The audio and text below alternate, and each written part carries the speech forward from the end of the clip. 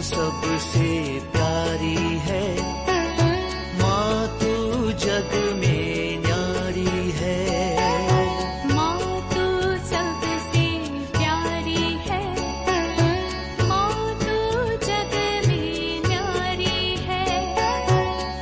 अपने आंचल में रखना, अपने आंचल में रखना, हमें वरदानों से भरना। माँ तू सबसे प्यारी है, माँ तू जग में न्यारी है।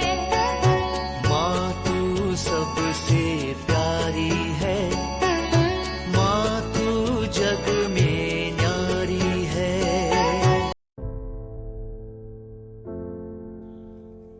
पिता, पुत्र और पवित्र आत्मा के नाम पर आमीन। आप सबों को जय यीशु। कल हम लोगों ने पवित्र आत्मा के 7 वरदानों के विषय में मनन चिंतन किया। आज हम लोग पवित्र आत्मा द्वारा प्रदत्त 9 करिश्माई वरदान के बारे में मनन चिंतन करेंगे। हिंदी में इसको 9 कृपादान भी कहते हैं और कैरिस्म भी इसे कहते हैं।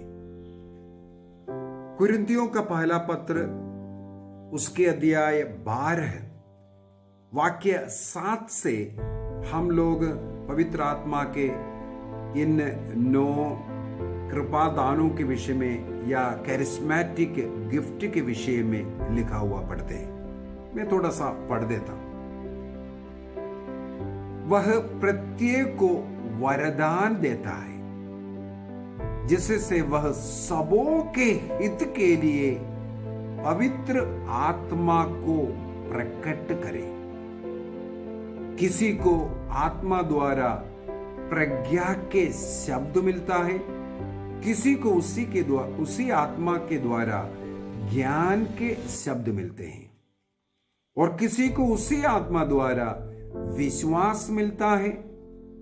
वही आत्मा किसी को रोगियों को चंगा करने का, किसी को चमत्कार दिखाने का, किसी को भविष्यवाणी करने का, किसी को आत्माओं की परख करने का, किसी को भाषाएं बोलने का और किसी को भाषाओं की व्याख्या करने का वरदान देता है।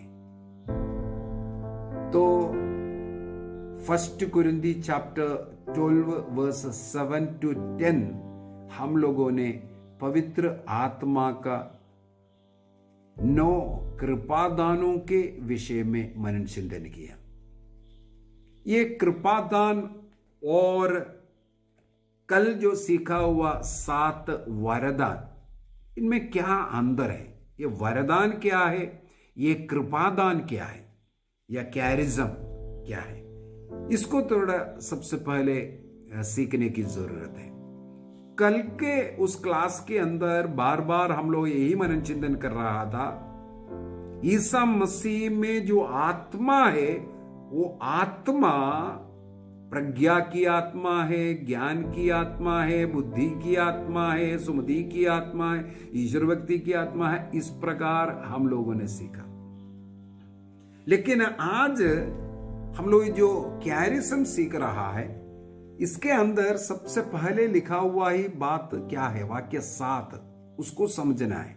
इन दोनों में फर्क उसी से हमें पता चलता है।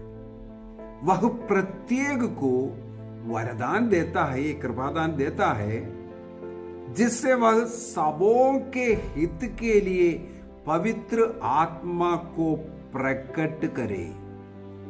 अन्य लोगों के लिए कुछ कार्य करने का एक वरदान है। उदाहरण के लिए मान लो आपके घर में कोई झाड़ू पोछा करने के लिए जब सुबह वो आती है, आप उनके हाथ में झाड़ू देगा, इसके बाद पोछा लगाने के लिए, इसके बाद कपड़ा धोने के लिए साबुन कपड़ा सब देगा। जो भी कार्य है वो कार्य कराएगा। इसके बाद वो कार्य करने के बाद जो कुछ आपने उनको हाथ में दिया था वो सब उधर छोड़ करके वो चला भी जाता है। कार्य करने के लिए, अन्य लोगों के हित के लिए आपको कुछ कार्य सेवा करना है, इसके लिए देने वाला जो गिफ्ट है उसी को हम लोग कैरिज्म कहते हैं। कैरिज्म अन्य लोगों के भलाई के लिए करने वाला मुख्यतः वही है। तो हमारे जीवन में इन कैरिज्म के द्वारा अन्य लोगों की सेवा करने के लिए होता है। तो कृपादान विशेष रूप से लोगों की सेवा के लिए। दूसरी बात है, कल के क्लास में भी हम लोगों ने जो 7 वरदान जब सीखा, सबसे पहले प्रज्ञा के विषय में, इसके बाद ज्ञान के विषय में, इसके बाद बुद्धि के विषय में, इसको मैंने कंपेयर कर करके समझाते गया, सिखाते गया। अभी यहां पर भी प्रज्ञा शब्द भी है, ज्ञान की शब्द भी है। उस प्रज्ञा में और इस प्रज्ञा में, उस ज्ञान में और इस ज्ञान में क्या फर्क है, उसको भी समझने की जरूरत है। वहां पर लिखा हुआ वो प्रज्ञा की आत्मा हमें प्रज्ञापूर्ण कार्य करने के लिए, ईश्वर का वो अनुभव करने के लिए, और सृष्टि और सृष्टिकर्ता में जो प्रेम संबंध है उसको समझने के लिए, और जो सत्य जो सिखा रहा है उसके अंदर छिपा हुआ रहस्यों को बुद्धि की आत्मा द्वारा बता करके देने वाली बात, वो आत्मा हमारा सहायता कर रहा है ऐसे ऐसे बातों के लिए। यहां पर क्या लिखा हुआ है, ये प्रज्ञा और ज्ञान के साथ प्रज्ञा नहीं लिखा हुआ है, ना ही प्रज्ञा की आत्मा लिखा है। इसको समझने की जरूरत है। यहां लिखा हुआ है प्रज्ञा का शब्द देता है, ज्ञान के शब्द देता है। तो उस प्रज्ञा में और इस प्रज्ञा में यही फर्क है। यहां पर प्रज्ञा की शब्द देता है। उसके एक उदाहरण बोलकर देता हूं, वो शब्द कैसे देता है। मत्ती के सुसमाचार उसके अध्याय 26 वाक्य 34 के अंदर ईसा मसीह से पेतरुस ने कहा, कभी मैं तुझे छोड़ करके नहीं जाऊंगा, चाहे सब लोग छोड़ दे, लेकिन मैं तो मरने के लिए तैयार, मैं तो छोड़ूंगा नहीं। प्रभु ईसा मसीह ने उससे कहा, आज रात मुर्गी के बांग देने से पहले ही तुम मुझे 3 बार अस्वीकार करेगी। वह नहीं आने वाला है। पहले ही प्रभु ने एक प्रज्ञा का शब्द, जो घटित होने वाली बात, उससे समझा दिया, वो घटित हुआ। इसको प्रज्ञा के शब्द कहते हैं। मसीह जान लिया ये 3 बार मुझे अस्वीकार करने वाला है। वो प्रज्ञा की आत्मा उसे ये समझा दिया, ये 3 बार ये कह करके मेरा तिरस्कार करने वाला है। इसलिए मसीह ने फिर वो प्रज्ञा के वचन दे दिया है, वो शब्द दे दिया है। उसको प्रज्ञा के शब्द कहते हैं। यूहन्ना के सुसमाचार उसके अध्याय 4 में समारी स्त्री के साथ ईसा मसीह का जो बातचीत हम लोगों को मालूम है। पानी पीने के लिए मांग रहे हैं। इसके बाद उनके साथ जो भी कॉन्वर्सेशन हुआ, वो महिला ने मसीह से पानी मांगने लगी। बोला, तब सबसे पहले तुम अपने पति को लेके आओ। तब वो स्त्री ने कहा, मेरा कोई पति नहीं है। प्रभु यीशु मसीह ने कहा, हाँ सही बात है, 5 पति था, अब जो है वो भी तुम्हारा पति नहीं है। ये सुन करके वह वहां से भागती है। समारिया में जाकर के लोगों को क्या बताते हैं? यूहन्ना के सुसमाचार अध्याय 4 वाक्य 29 में लिखा हुआ है, जॉन चैप्टर 4 वर्स 29 में लिखा हुआ है, चलिए वह मनुष्य को देखिए जिसने वह सब जो मैंने किया बताया। मेरे अतीत के बारे में बताने वाला वो व्यक्ति को आइए, जाओ देखो कि ये मसीह तो नहीं है। अर्थात जिस व्यक्ति में ये जो प्रज्ञा की आत्मा है, वो प्रज्ञा के शब्द देते हैं। उस महिला से जब प्रज्ञापूर्ण बातें की, उस महिला ने, उस समारी स्त्री ने मसीह को पहचान लिया, मसीह को इस मसीह के रूप में स्वीकार किया। कहीं वो मसीह तो नहीं है, आओ देखो बोल करके वो सबसे पहला सुसमाचार प्रचारिका बन गई। तो मसीह के उन प्रज्ञापूर्ण शब्द, ये इसका जरूरत भी यही है, अन्य लोगों को मदद करना, मसीह की ओर, ईश्वर की ओर लेके आना, स्वर्ग राज्य के लायक बनाना। इसलिए ये सब कैरिज्म्स दिया जाता है। ईसा मसीह नथानियल से जिस प्रकार योहन का सुसमाचार अध्याय 1 वाक्य 47 से आगे हम लोग पढ़ते हैं, नथानियल आता हुआ देखा, उस नथानियल भी अचंभे में पड़ गया। नथानियल से कहा, जब तुम अंजीर के वृक्ष के नीचे बैठा हुआ था तब से मैंने तुम्हें जान लिया है। सब जानने का वो कृपा और वो जो प्रज्ञापूर्ण वचन बोलना, इसको बोलते हैं प्रज्ञा का वचन। प्रज्ञा का आत्मा उसको समझने की कृपा देता है। इसके बाद प्रज्ञापूर्ण वचन भी देना जरूरी है। रोम की यात्रा के पहले संत पौलुस उनको क्या क्या घटित होने वाला है उसका भी उन्होंने कहा था। यह सब ईश्वर ने उन्हें प्रकट किया था। प्रेरित अध्याय 5 के अंदर इसी प्रकार अननिया और सफीरा के विषय में हम लोग मनन चिंतन करते हैं। जब पेतरुस के पास वे आए, पवित्र आत्मा ने उन्हें सब बता कर दिया इन्होंने क्या गलती किया। प्रज्ञा की आत्मा उन्हें बता के दिया। तो प्रज्ञा का वचन शब्द उनको सुनाया, तुम पवित्र आत्मा के विरुद्ध में ऐसा क्यों कार्य किया।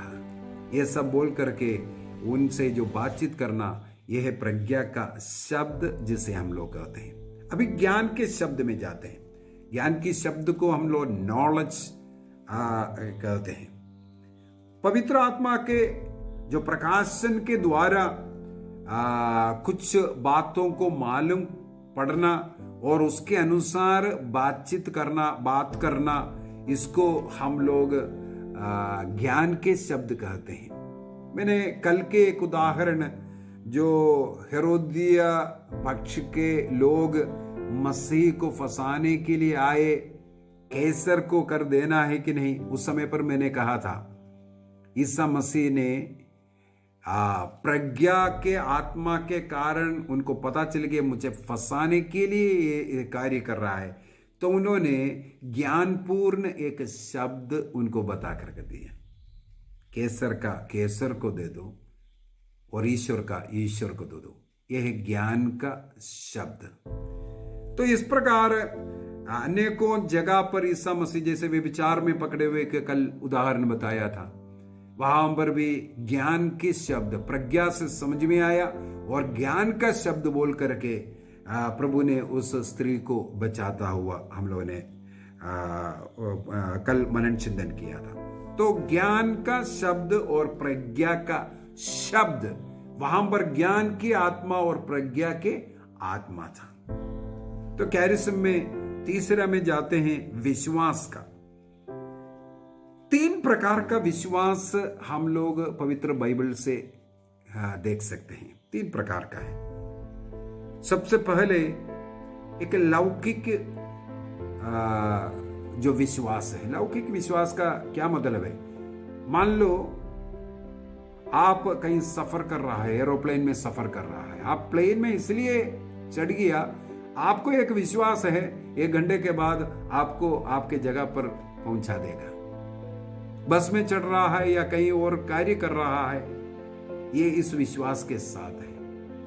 आप बीज बोते हैं, आपको मालूम है इसके बाद ये अंकुरित कर करके हमें उसका फल दे देगा। इस प्रकार का जो लौकिक विश्वास हम अपने आम जिंदगी में हर रोज देख सकता है। दूसरा विश्वास का नाम है आत्मिक विश्वास। आत्मिक कार्यों में जो विश्वास रखना, जैसे इब्रानियों का पत्र अध्याय 11 के अंदर वाक्य 5 से हम लोग पढ़ सकते हैं, ईश्वर ईश्वर पर विश्वास करना, सबसे पहले जो प्रभु से कुछ चाहते हैं उनको ये पहले विश्वास करना जरूरी है कि ईश्वर है। हम लोग सब ईश्वर है करके विश्वास करते हैं। हम लोग ईश्वर से इसीलिए प्रार्थना करते हैं, यदि प्रार्थना करेगा तो हमें वो मिलेगा। चंगाई के लिए हम प्रभु के पास जाते हैं, हम विश्वास करते हैं चंगाई मिलेगा। मत्ती के सुसमाचार अध्याय 17 में एक मिर्गी के बीमार लड़के को लेकर के आते हैं। सबसे पहले शिष्य लोगों के पास लेके आए। शिष्य लोग उन्हें चंगाई नहीं दे पाए, लेकिन उन्हें मसीह के पास लेके आते। मसीह ने उन्हें चंगाई दिया। शिष्य लोगों ने सवाल किया, हमसे क्यों नहीं हो पाया? तो मसीह ने उत्तर दिया, तुम्हारे विश्वास की कमी के कारण। राई के दाने के बराबर भी यदि तुम्हारा विश्वास है तो हो जाना था, बोलता है। तो ये प्रभु यीशु मसीह ने कौन सी विश्वास के विषय में बोला? वे लोग भी ईसा मसीह में वो आत्मिक विश्वास से भरा था, इसलिए मसीह के पास उनको लेकर के आया। तो कौन सी कमी है? यह है विश्वास की जो वरदान का कमी। विश्वास का जो विश्वास है, जो आत्मिक विश्वास है, ये मसीह के पास लेके आया। मसीह मुझे चंगाई दे सकता है, लेकिन मसीह के नाम पर मैं इन्हें चंगा कर सकता हूं, ये वरदान की जरूरत है। विश्वास का वरदान की जरूरत है। तो किसी को चंगाई देना विश्वास का वरदान इसलिए जरूरी है। इसी प्रकार अन्य अनेकों चीजें हैं, विश्वास के वरदान के द्वारा हम आगे बढ़ सकता है। चाहे चमत्कारों को दिखाना हो, चाहे चिन्ह दिखाना हो, इसमें सब इस वरदान की जरूरत है।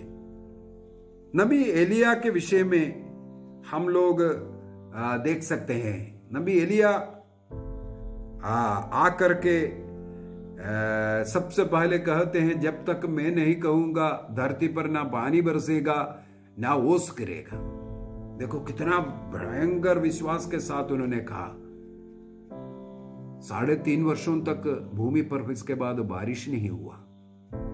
नबी एलिया ने एक बार अपने मुंह से कहा, जब तक मैं नहीं कहूंगा पानी बने बरसेगा, क्योंकि वो वरदान उनको प्राप्त था, विश्वास का वरदान। उस विश्वास के वरदान के साथ उन्होंने कहा।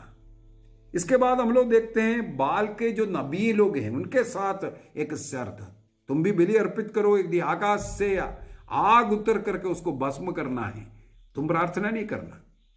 जितना विश्वास उन्होंने रखा, सुबह से लेकर के शाम तक उनको समय दिया, तुम लोग प्रार्थना करो अपने बाल से, वो आग उतार करके इसको भस्म कर दे। लेकिन उनका बाल भगवान आग नहीं उतारा, ना वो भस्म हुआ। इसके बाद नबी एलिया ने प्रभु के लिए वेदी बनाया, उस पर बलि वस्तु को चढ़ाए, उसके ऊपर पानी डलवाया ताकि उसमें आग ना लगे। पानी डलवाते गए।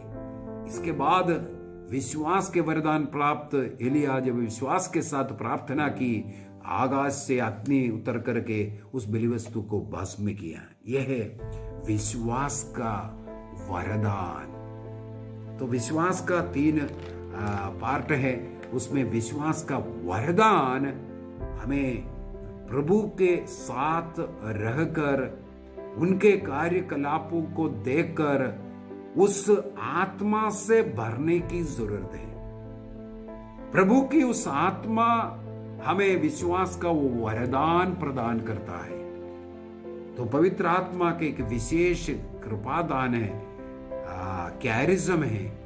हम इस प्रकार का विश्वास का कार्य कर सकते हैं, संदेह नहीं करना। याकूब का पत्र के अंदर बहुत अच्छा हमें सिखाते हैं, संदेह करे बगैर बोलना है, विश्वास के वचनों को बोलना है। ईसा मसीह लासर के कब्र के बाहर खड़े होकर के 4 दिन हो गया मर करके, उनके बहन भी बोला अभी बदबू आ रहे, लेकिन मसीह ने विश्वास का शब्द बोल करके लासर को कब्र से बाहर लेके आया। तो इस प्रकार हमें विश्वास का वो वरदान की जरूरत है। चंगाई का वरदान भी कई लोगों को ये चंगाई का वरदान प्रभु देता है, इसलिए वो प्रभु के नाम पर कार्य कर कर अविश्वासियों को विश्वासी बनाए। उसका लक्ष्य है अविश्वासियों को विश्वासी बनाने के लिए यह सब देता है।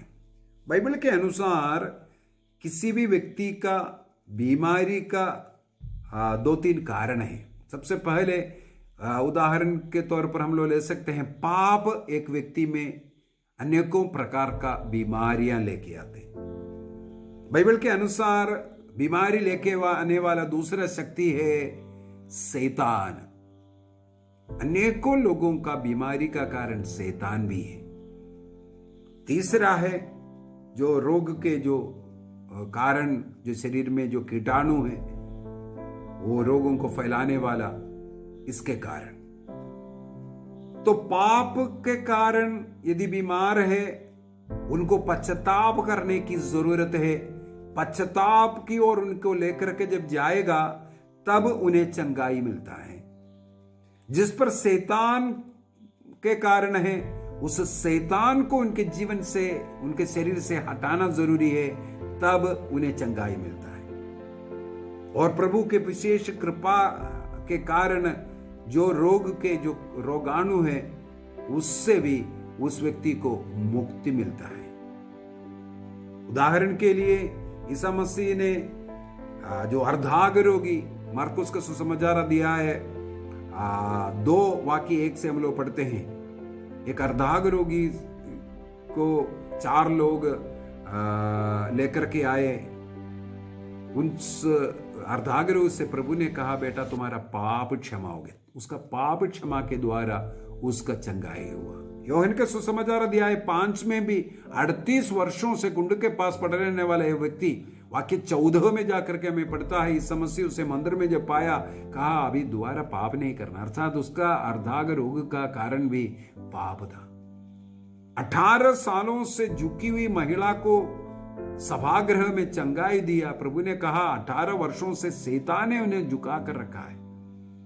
अंधे बहरे, गूंगे बहरे, इस शैतान को निकाल करके बहरों को, गूंगों को प्रभु ने वाणी सुनने बोलने का कृपा दिया।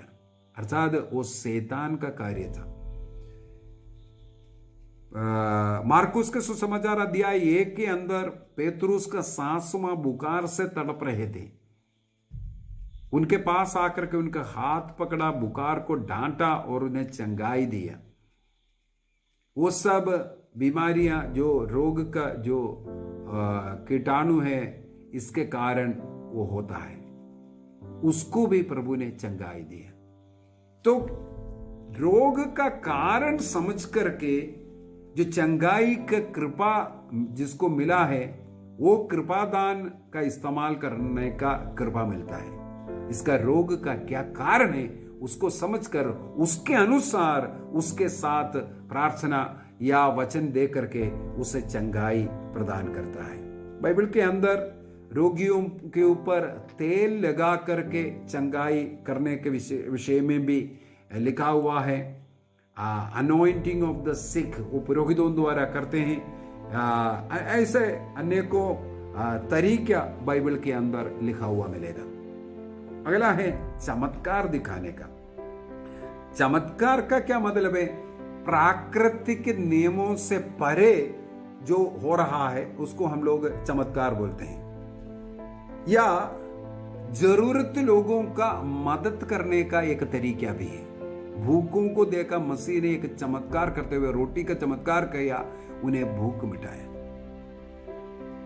और कई जगहों पर चमत्कार के द्वारा चंगाई भी देते हैं। तो चमत्कार प्राकृतिक नियमों से परे करने वाले कुछ ऐसा सेवा कार्य है जिसके लिए प्रभु के भक्त लोगों को, उनके सेवा कार्य करने वाले लोगों को एक कृपा देता है चमत्कार दिखाने का। नबी एलिया के विषय में हम लोग पढ़ते हैं। एलिशा दूसरे राजाओं का ग्रंथ अध्याय 6 वाक्य 7 से हम लोग पढ़ते हैं। एक कुल्हाड़ी गिर गया था पानी में, नदी में। नबी ने पूछे कहाँ है? और उस कुल्हाड़ी, जो लोहे का कुल्हाड़ी, पानी के ऊपर आ गया करे, कभी ऐसा पानी के ऊपर नहीं आ सकता। मतलब एक असाधारण प्राकृतिक नियमों के परे उन्होंने वो जो कार्य किया। ईसा मसीह ने आंधी तूफान को शांत करवाया, ये भी एक प्राकृतिक नियम से बढ़कर के है। ऐसे अनेकों चमत्कार हो, या रोटियों का या पानी को अंगूरी में बदलना, ये सब प्राकृतिक नियम के परे है, चमत्कार कहते हैं इसे। भविष्यवाणी का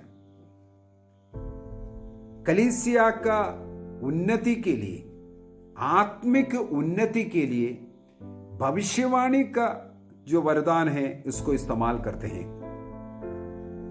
ईश्वर के राज्य के रहस्यों को प्रकट करने के लिए या किसी व्यक्ति के हृदय रहस्यों को प्रकट करने के लिए या किसी संदेश, जरूरत संदेश देने के लिए इसका इस्तेमाल करते हैं। और ईसा मसीह स्वयं मत्ती के सुसमाचार अध्याय 24 वाक्य 11 से जो गलत झूठे ऐसे भविष्यवक्ताओं के विषय में भी बता कर देता है। आजकल बहुत भविष्यवक्ता हैं, जितना जरूरत नहीं है उससे ज्यादा। ऐसे झूठे भविष्यवक्ताओं से सबों को बच करके रहना है। मुझे मालूम है एक व्यक्ति का जिंदगी बर्बाद हुआ ऐसे एक झूठे भविष्यवक्ता के कारण। एक भाई मुझसे बार बार प्रार्थना के लिए कहते थे, उनका बिजनेस ठप हो गया था। तो मुझे बार बार प्रेरणा मिल रहा था उनसे कहने के लिए, आप अपना बिजनेस को बंद कर दो, आपका बिजनेस को आगे मत बढ़ाओ, लाखों रुपया का कर्ज में डूबा हुआ है। और मैंने उनको एक बार बता दिया, उसको बंद कर दो, इसके बाद जो भी सामान जो है वो सब बेच बाज कर करके जितना आप कर्ज लिया है उसको खत्म करने के लिए देखो, इसके बाद दूसरा कोई काम करने के लिए देखो। लेकिन एक भविष्यवक्ता ने उनको बताया, अभी ये कुछ समय के लिए है, इसके बाद आपके सब ठीक हो जाएगा। हर महीना मेरे में 40-50 हजार का कर्ज होते जा रहा था, किराया ऐसे ऐसे कर करके। मैंने उनसे आग्रह किया, बंद करो, कम से कम वो उससे तो आपको मुक्ति मिलेगा। और जो सामान वगैरह है, जो दुकान में जो भी है, उन चीजों को बेच करके आप जो अनेकों लाख रुपया का कर्जदार बना है उसको भी आप चुका सकता है। इस प्रकार थोड़ा शांति मिलेगा और काम करके धीरे धीरे बाकी कर सकता है। लेकिन वो झूठे भविष्यवक्ता ने, मुझे दर्शन मिल रहा है, आपको भयंकर दुकान हो रहा है, आपका बिजनेस बहुत बढ़ रहा है, ये सुन करके मेरा कहना वो नहीं माना। मेरे ख्याल में 1-2 वर्ष और प्रति माह 40-50 हजार का और कर्ज में डूबता गया, और कर्जदार आकर के उनको पीछे पड़ना लग गया, और वो अपना जिंदगी खराब जो खत्म करने के लिए भी उन्होंने निर्णय किया था। लेकिन 1-1.5 साल के बाद फिर उन्होंने बिजनेस सब बंद कर करके, सब बेच बाज कर करके तकरीबन उन्होंने जितना ये हुआ पैसा है लौटाना शुरू किया।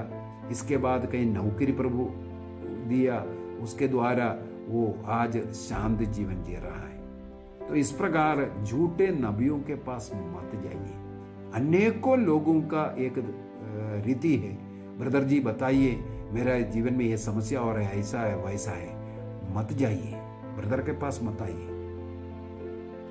आप अपने जिंदगी को समझ रहा है, अनेकों ऐसा ब्रदर भाई ये वो झूठे प्रचारक, झूठे संदेशवाहक, अनेकों लोग इस भविष्यवाणी के इसके अंदर पढ़ करके अपने को नष्ट करता है।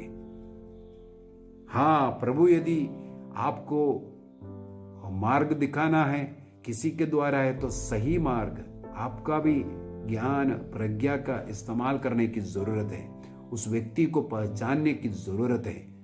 यदि किसी नबी के द्वारा प्रभु ने कोई भी भविष्यवाणी किया वो पूरा हुआ है, देखना इस व्यक्ति जो बोलता है वो पूरा होता है कि नहीं। जो पूरा नहीं होता है इसका मतलब वो ईश्वर की ओर से नहीं है। ईश्वर की ओर से आने वाला भविष्यवाणी वो पूरा होता है।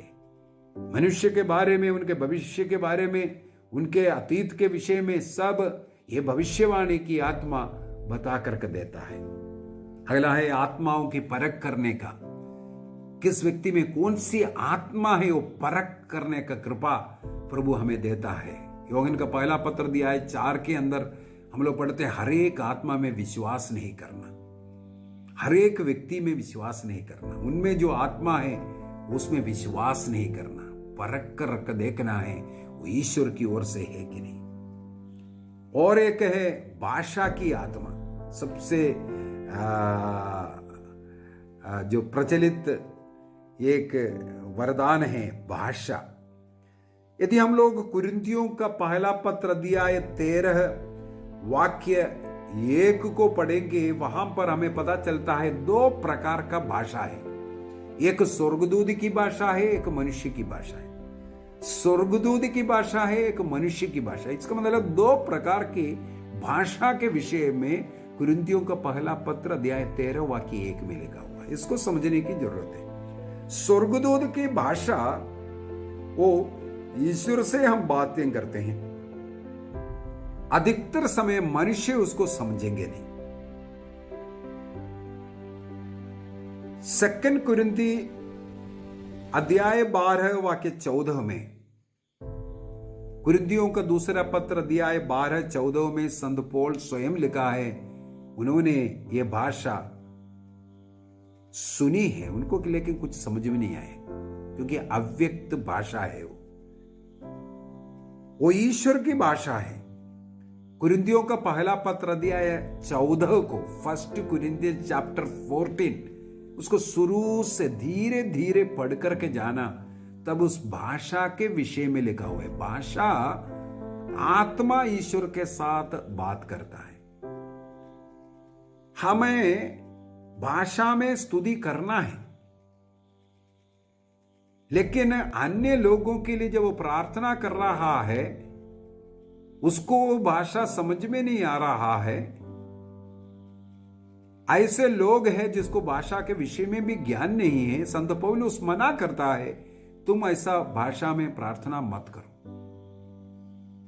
और जो लोगों को शांति देने वाला, लोगों को समझ में आने वाला वो भाषा में उनके लिए प्रार्थना करो। एक बार मैं एक मरीज के पास, मेरे घर के पास में है, बहुत सीरियस पड़ा था। मेरे एक दोस्त भी है, एक प्रोटेस्टेंट कलीसिया का है। मैं बहुत समय उनके पास जाता हूँ, बैठता हूँ। वो बहुत अच्छा गीत गाते हैं, वो ऑर्गन बजाता है और मेरे से बोलता है प्रार्थना करो। हम लोग ऐसा बहुत समय व्यतीत करता था। अगर सप्ताह में एक आधा दिन नहीं पहुंचा, वो मेरे को फोन करके बुलाता था। इस प्रकार हमारा एक दोस्ती था। लेकिन वो गिर करके, थोड़ा सा मोटा सा आदमी था, वो गिर करके उनका हिप का हड्डी टूट गया।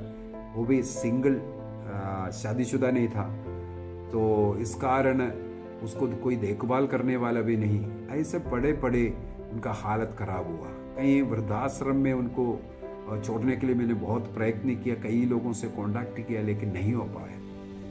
तो एक दिन मैं उनके घर में बैठा हुआ था, हम लोग बातें कर रहे थे। वो बिस्तर में था, फिर भी वो गाते हैं, मैं प्रार्थना करता हूँ। उस समय पर उनके कलीसिया, ये प्रोटेस्टेंट हैं, उनके कलीसिया के 5 लोग, 3 स्त्री और 2 पुरुष लोग, सफेद वस्त्र पहन करके, वो भी सफेद धोती पहना, कुर्ता पहना है। 2 पुरुष लोग, 3 महिलाएं, सफेद साड़ी है और उनका हाथ का बाजू एकदम लंबा लंबा, इस प्रकार का वस्त्र धारण कर उधर आया उनसे मिलने के लिए। तो भाई ने स्वयं मेरा परिचय उनको दिया और उनके विषय में बोला, हमारा कलीसिया का पास्टर सब है, ऐसे ऐसा करके। तो उनका हालचाल सब पूछने के बाद वो बोला चलो हम प्रार्थना करते हैं। मैं भी खड़े हो गई और भाई लेटा हुआ था और मैं हृदय से आंख बंद कर करके उनके साथ प्रार्थना करने के लिए तैयार हुआ। तो मैंने देखा उन्होंने सबसे पहला शब्द से, पता नहीं कट्टपना, पता ऐसा ऐसा ऐसा बोल करके शब्द, केवल उन्हीं शब्द बोलते जा रहा था। सब लोग कभी कभी एकदम चिल्लाते चिल्लाते बोलेगा, कभी कभी थोड़ा सा धीमे में आएगा। 5-6 मिनट उन लोग केवल ये भाषा के द्वारा प्रार्थना किया। एक शब्द भी प्रभु यीशु नाम नहीं लिए। मुझे थोड़ा सा खराब लगा, सच बोलूं तो। और उन लोग जाने के बाद मैंने उस अंकल से पूछा, क्या ऐसे ही आप लोग प्रार्थना करते हैं लोग? तो खैर वो अंकल भी बहुत दुखी होकर के बोला, ब्रदर आप प्रार्थना कीजिए, ये लोग सब ऐसा है, ऐसा वैसा कर करके। मुझे दुख लगा, एक बीमार व्यक्ति, हताश निराश व्यक्ति के पास आकर उनका थोड़ा सा नाम लिया, प्रभु का थोड़ा नाम लिया, थोड़ा स्तुति किया, हालेलुया शब्द कम से कम बोला, कुछ नहीं बोला। शायद मेरा उधर का उपस्थिति के कारण, क्योंकि उन्होंने कहा था मैं एक कैथोलिक प्रीचर हूँ, शायद मुझे दिखाने के लिए हो। उन्होंने कट्टापा ना ये वो पता नहीं क्या क्या कट्टापा का बुला रहा था। ये सब संत पौलुस कहते हैं, कहाँ आपको आत्मा में प्रार्थना करना है। आत्मा में आप जो प्रार्थना भाषा का प्रार्थना करता है, आपका आत्मा ईश्वर से बात करता है, वो अनोखी भाषा है, वो कोई समझते नहीं है। वो आपको बढ़ाता है, लेकिन कलीसिया को बढ़ाने के लिए भविष्यवाणी का इस्तेमाल करो, ये कहते हैं। हमें प्रार्थना प्रभु का नाम लेकर के भी करना है। प्रभु का वचन, बाइबल का वचन सबसे शक्तिशाली प्रार्थना है। इस प्रकार अपने को वंचित भी नहीं करना है, मुझे भाषा मिला है करके। कई मैंने सुना है प्रार्थना सभा में जब प्रार्थना टीम बैठकर प्रार्थना कर रहा है, उस समय पर उनमें से एक व्यक्ति जो है एकदम जैसे मोटरसाइकिल स्टार्ट करता, ऐसे ऐसे कर करके। मुझे नहीं मालूम ऐसा ऐसा भाषा होता है कि नहीं। इसमें कौन सा प्रभु से बात कर रहा है, मुझे समझ में नहीं आ रहा है। तो हम जो बोलने वाला जो भाषा कहाँ बोल रहे, कैसे बोल रहा है, इसको भी थोड़ा परखने की जरूरत है। तो भाषा स्वर्गदूतों का भाषा हमें समझ में नहीं आने वाला अव्यक्त भाषा है। साथ ही साथ एक मनुष्य की भाषा भी है। कई लोग सीखा नहीं है, पढ़ा नहीं है, फिर भी अनेकों भाषा में बात करने वाले मिलेगा। कई लोग 10-15 भाषा जानने वाला, उन्होंने उसके ऊपर उतना पढ़ाई नहीं की, लेकिन पवित्र आत्मा दिया है। किसी भी स्टेट में, किसी भी कंट्री में जाते हैं, वहां की भाषा बोलने की कृपा मिलने वाला। और साथ ही साथ अनेकों लोगों को अपनी भाषा, वो प्रेम की भाषा, प्रेम से कई लोग उसकी ओर आकर्षित भी होता है। तो इस प्रकार मनुष्य की भाषा अभी होता है। और आखिरी में भाषा की व्याख्या, जो भाषाएं बोलते हैं हम लोग पेंतिकोस्त के दिन में हम लोग देखते हैं, वहां पर शिष्य लोग जो भाषाएं बोला, अनेकों कंट्री का 15-16 देश के लोग वहां पर आए थे। इसका मतलब 16 भाषा में शिष्य लोगों ने वहां पर स्तुति किया, बात किया, भविष्यवाणी किया। वहां पर इकट्ठे 16 लोगों के, 16 देश के 16 भाषा भाषी लोग थे। उनको अपनी अपनी भाषा में भी समझ में आया। तो भाषा ऐसा भी है जो अन्य लोगों को समझ में भी आना है। वो ऐसा भाषा आजकल कहीं नहीं मिलता है, जो अपने स्वयं की भाषा भी सही रूप से ना बोलने वाला। तो पवित्र आत्मा जो वरदान देता है, वो पवित्र आत्मा के द्वारा होना चाहिए। हमें मालूम पड़ता है पवित्र आत्मा मेरे होठ को और जीव को वो एक शक्ति दिया है, तब वो भाषा आता है। जब हम प्रार्थना करते हैं, स्तुति करते हैं, तब हमें पता चलता है आप पवित्र आत्मा मेरे होठों पर, मेरे जीव पर अधिकार लिया है, और उसके अनुसार और कंट्रोल भी करता है। किसने करना है, कैसे करना है, ये सब कंट्रोल कर सकता है। नहीं अपना मर्जी से कुछ भी चिल्ला रहा है, ये नहीं है, वो पवित्र आत्मा का नहीं है। पवित्र आत्मा से द्वारा जो भाषाएं बोलता है वो कंट्रोल भी है। और अनेकों लोगों को जो बोलने वाला वो जो भाषा क्या है, साधारण लोगों को समझ में नहीं आता, लेकिन किसी किसी को समझ में आता है। अन्य भाषा बोल रहा है, कोई जर्मन भाषा में बोल देता है, बोलता है वो जर्मन भाषा जानने वाला, तुम ऐसे कैसे बोला इस प्रकार, क्योंकि वो जर्मन भाषा वालों को वो समझ में आ गया था। तो इस प्रकार भाषा का व्याख्या और भाषा प्रभु के प्रेरणा से, प्रभु का एक कैरिज्म है, उसका सदुपयोग करना चाहिए। तो आज हम लोगों ने पवित्र आत्मा द्वारा प्रदत्त 9 कैरिज्म्स कृपा दान के विषय में मनन चिंतन किया। प्रज्ञा ज्ञान का शब्द, इसके बाद विश्वास का शब्द, इसके बाद चंगाई चमत्कार का शब्द, भविष्यवाणी आत्माओं के परखने का, और भाषा का और भाषा के व्याख्या का। इसमें भरने के लिए हमें प्रार्थना करना है। हर एक व्यक्ति को हर ये जो कृपादान नहीं मिलता है, 1 मिल गया, 2 मिल गया, 3 मिल गया, ये है, सब नहीं मिलता है। जो प्रभु मेरे से जो कार्य कराना चाहता है उसके अनुसार मुझे देगा। दूसरे को से जो कराना चाहता है उसको उसके अनुसार देता है। तो ये कृपादान, ये कैरिज्म, सारे कैरिज्म मिलना कोई जरूरी नहीं है। तो पिता, पुत्र और पवित्र आत्मा के नाम पर आमीन। आप सबों को जय यीशु।